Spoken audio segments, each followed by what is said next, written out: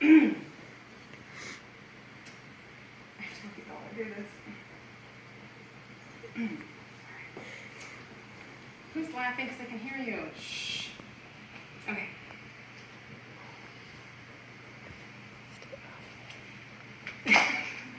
Really? The hell?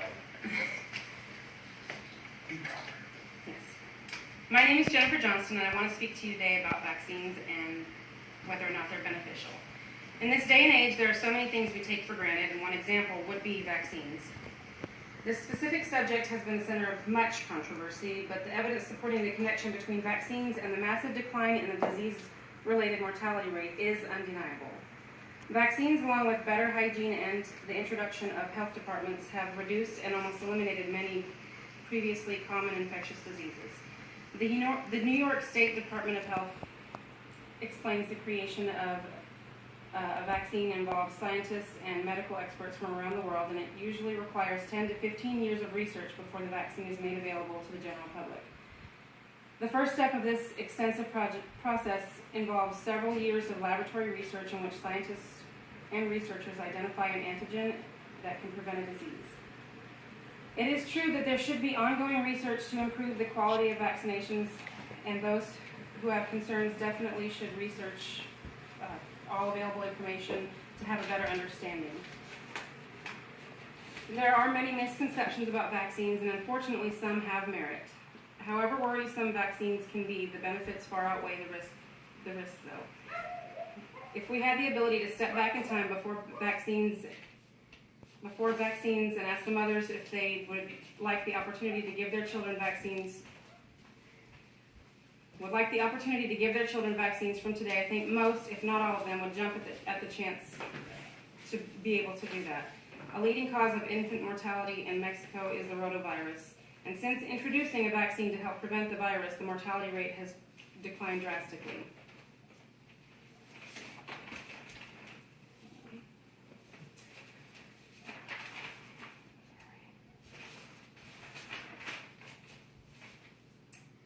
Forbes staff member Matthew Harper says of a graph that he shared, see that series of mountains? Those are the big peaks and deaths that were caused each time rotavirus season came around. After the vaccine was introduced, those mountains just sheared off. Those are kids that are not dying as a result of a vaccine in a short period of time after its use.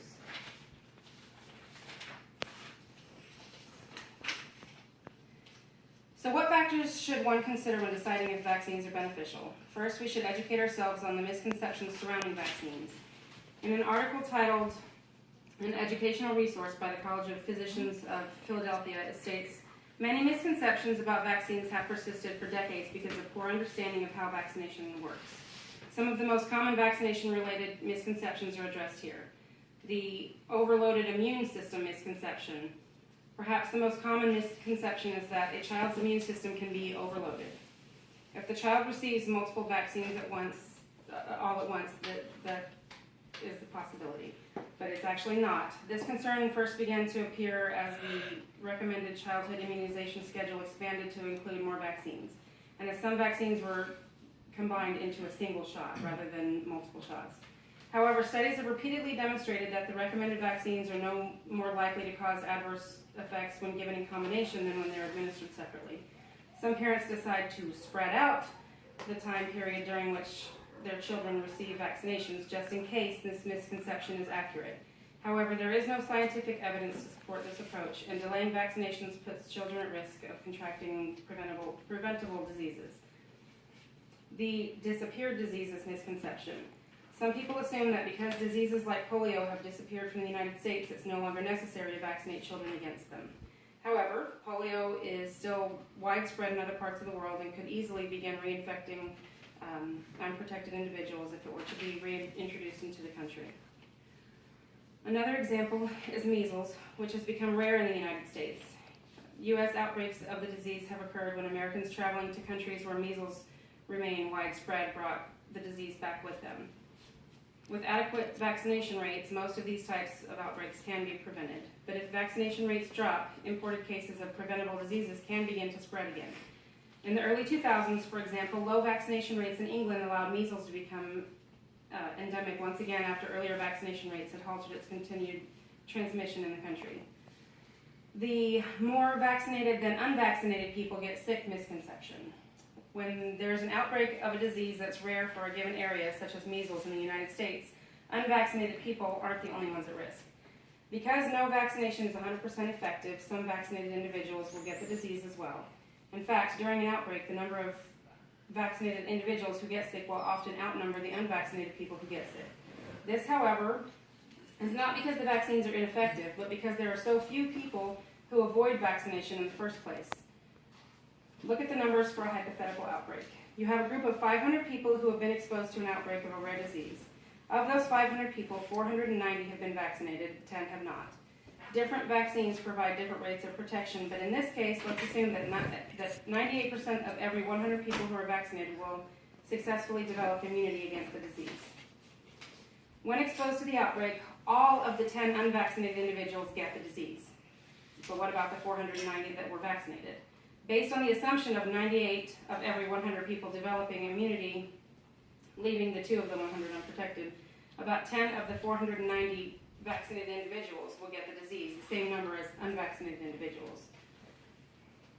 Those numbers however, don't take into account the percentage of vaccinated and unvaccinated individuals who got sick. Of those who fell ill, 10 had been vaccinated and 10 had not, but the 10 who had been vaccinated are only 10 out of 490, or out of 500. It's 2%, and of the individuals who had been vaccinated in the population of 500. The hygiene and better nutrition are responsible for reduction in disease rates, not vaccination misconception. Improved hygiene and nutrition, among other factors, can certainly lower the incidence of diseases. Data documenting the number of cases of a disease before and after the introduction of a vaccine, however, demonstrate that vaccines are overwhelmingly responsible for the largest drops of disease rates. Measles cases, for example, numbered anywhere from 300,000 to 800,000 a year in the United States between 1950 and 1963, when a newly licensed measles vaccine went into widespread use. By 1965, the U.S. measles cases were beginning a dramatic drop. In 1968, about 22,000 cases were reported. By 1998, the number of cases averaged about 100 per year or less. Perhaps the best evidence that vaccines and not hygiene and nutrition are responsible for the sharp drop in the disease and death rates is chickenpox.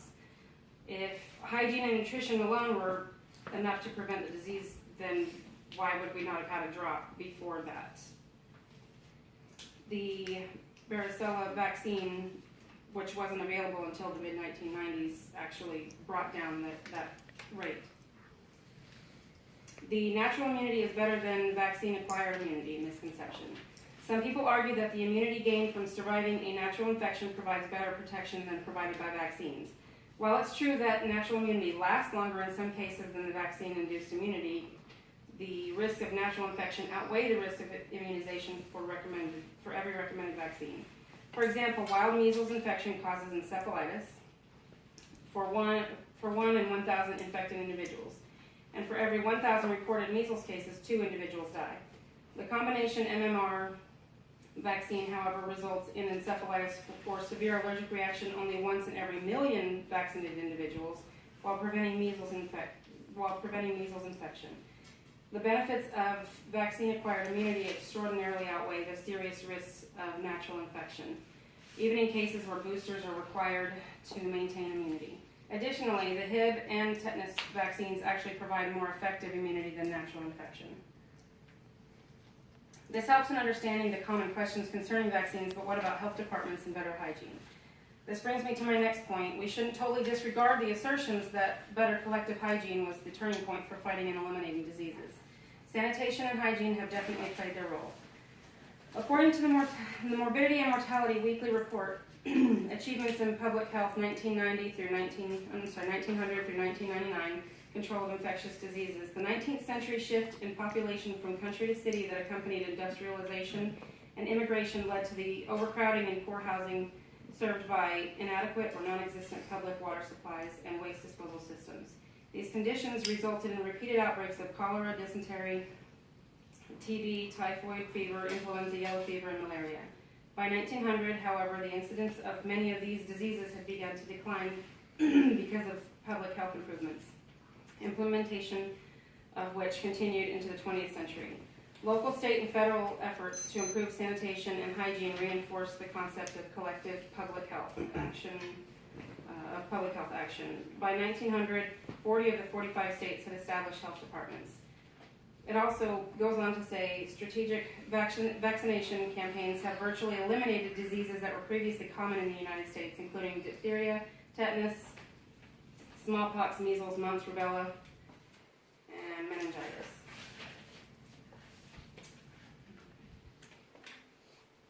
All right, vaccinations, hygiene, sanitation, and education are all factors here. Read, ask questions, do your research before forming an opinion in either direction. As a mother, I'm very grateful for medical science breakthroughs and for the fact that my children were able to live in a time where it isn't assumed that at least one of them will die from a common infectious disease. Thank you. Okay, I know that